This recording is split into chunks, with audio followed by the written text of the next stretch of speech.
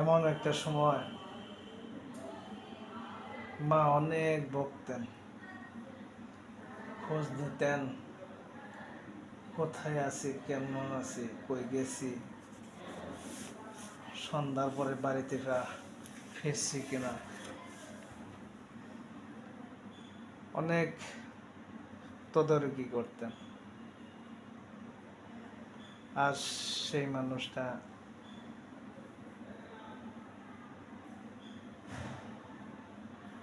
নেই।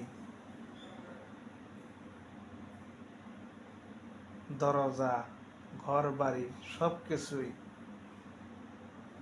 নির্জুপ হয়ে গেছে। তার